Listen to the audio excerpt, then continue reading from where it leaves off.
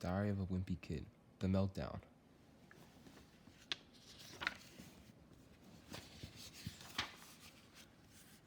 Everyone in my neighborhood is outside today, enjoying the warm weather and sunshine. Well, everyone except me. It's kind of hard to enjoy a heat wave when it's the middle of winter. People are calling this wacky weather, but it doesn't feel right. Maybe I'm old-fashioned, but I think it should be cold in the winter and hot in the summer. I think the whole planet is warming up and the humans beings are the reason. And don't blame me because I just got here. If the world is getting hotter, I just hope it doesn't happen too fast, because if things keep up at this rate, I'll be riding a camel to high school. They say ice caps are melting and the sea is rising, but I've been trying to convince Mom and Dad to buy a house higher up on our hill, but they just don't seem at all that concerned. It kind of makes me nervous that I'm the only one in my family worried about this stuff, because if we don't do something in this situation soon, we're going to wish we did. It's not just the rising sea levels I'm nervous about. These ice caps have been here around for millions of years, and these could be things buried inside of them that should stay that way.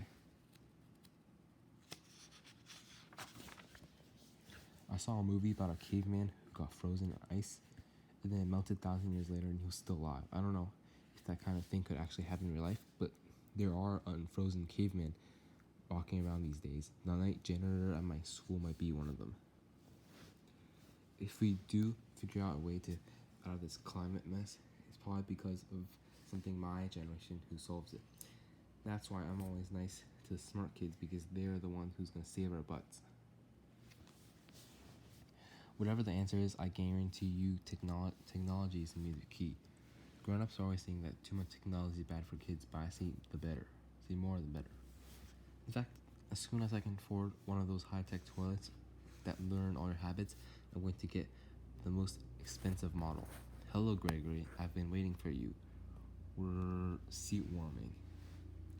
Some people worry that one day we'll lose control of our technology and robots will take over. Well, if that happens, I'll make sure I'm on their side. I've been actually preparing for when the robots take over by sucking up to the appliances in my house. You're looking good today. Did you just get cleaned? So when there's a giant robot / human war in the future, I'll be patting myself in the back for thinking ahead. My brother Roderick says in the future people have robot body parts and we'll all be cyborgs. But I hope I don't have to wait that long for that, because I could pair myself a robot leg so I can get half an hour of extra sleep each morning.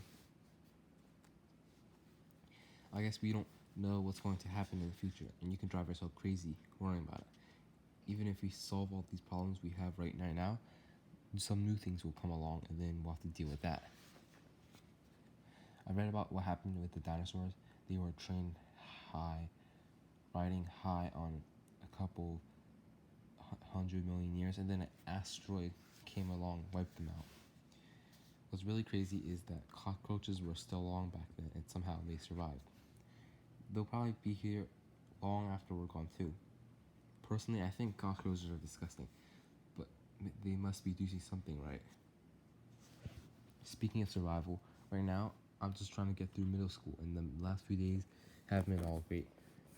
Even though it's warm outside, the thermostat at the school still thinks it's winter, so the furnace is on full blast all day, which makes it hard to concentrate on class. And it's worse in the cafeteria because there aren't any windows, so you can't open to get fresh air.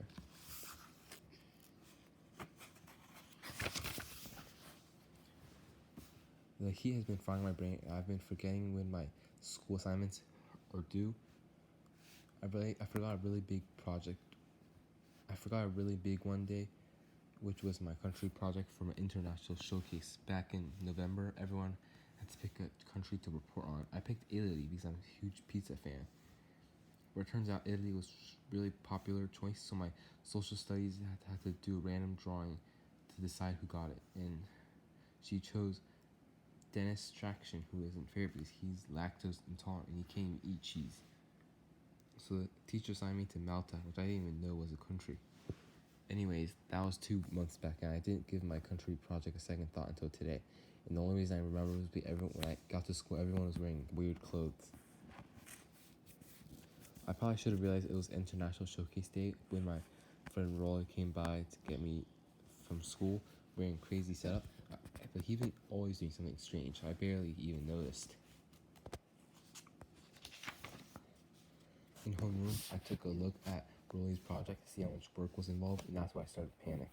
His report looked like it took a ton of time, and it was pretty obvious his parents helped him with it. Of course, Rolly would have been actually been to the country he got assigned, but I'm pretty sure it got easier for him. I asked Rolly to be a pal and switch countries with me, but he's kind of selfish, and he wouldn't go for it. That meant I was on my own, and I had a few hours to do my